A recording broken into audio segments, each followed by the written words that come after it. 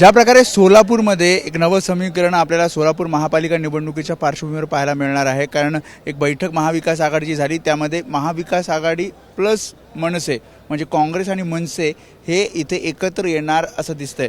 या सगळ्या संदर्भात आपल्यासोबत तिकडचे भाजपचे आमदार देवेंद्र कोटे आहेत।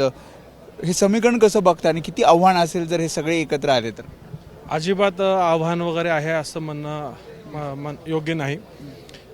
भाजपा योग्य दिशेने वाटचाल करत आहे।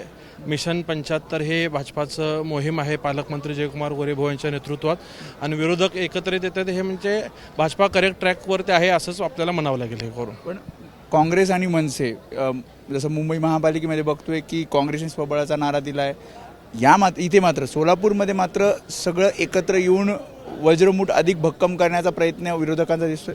काही वज्रमूठ वगैरे भक्कम होत नाही आहे। काँग्रेस हा राष्ट्रीय जुना पक्ष असताना काँग्रेस पक्षाला स्वतःचे 100 उमेदवार मिळत नसल्यामुळे काँग्रेसला इतर पक्षाला सोबत घ्यावं लागतंय। फक्त मनसेच नाही तर काँग्रेसने सगळ्याच सोलापुरातल्या उरलेल्या सगळ्या पक्षांना एकत्रित घेतलेला आहे, आणि याचा भाजपाला काही फरक पडेल असं मला व्यक्तिगत वाटत नाही। मला वाटतं की काँग्रेसची जी ताकद सोलापूरमध्ये आधी होती ती राहिली नाही। अजिबात नाही। काँग्रेसला 2 आकडा गाठणं सुद्धा मुश्किल आहे असं माझं ठाम मत आहे। बाकीचे इतर पक्ष एकत्र आल्यावर त्यांची तर आज एक सत्ताच नाही आहे ना, म्हणजे इतर पक्षाचे कुठलेच नगरसेवक नाही आहेत किंवा जे होते ते दुसऱ्या पक्षात गेलेले आहेत। मनसेने कधी निवडणूक पूर्ण 100 लढवली नाही किंवा मनसेचा सोलापुरात तसा नगरसेवक नाही आहे, परंतु काँग्रेस असेल किंवा अन्य पक्ष असतील हे सगळे जरी एकत्र आले तरी काही अडचण होणार नाही। भाजपा 100% 75+ राहील हा विश्वास आहे। महाविकास आघाडी प्लस मनसे तर दुसरीकडे महायुती म्हणून निवडणूक लढवली जाणार की तुम्ही आग्रह करणार की भाजपने स्वबळावर निवडणूक लढावी सोलापूर महापालिका? वरिष्ठांनी स्थानिक स्तरावरती निर्णय घेण्याचा तसा अधिकार दिलेला आहे। एकंदरीत तिन्ही पक्षातल्या स्थानिक नेतृत्वांना असं वाटतं की आपल्याकडे इच्छुकांची संख्या मोठी आहे,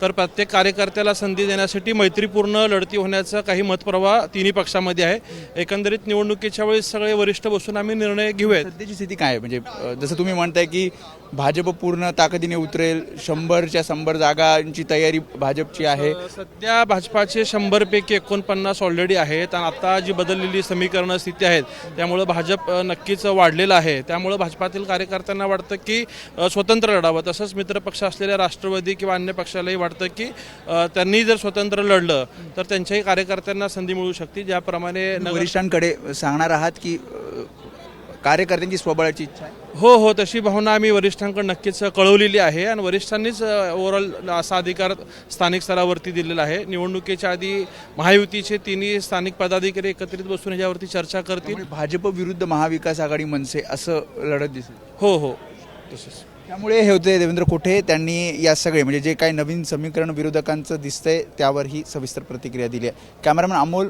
मोरेसह मी वेदांत नेब, ABP माझा, मुंबई।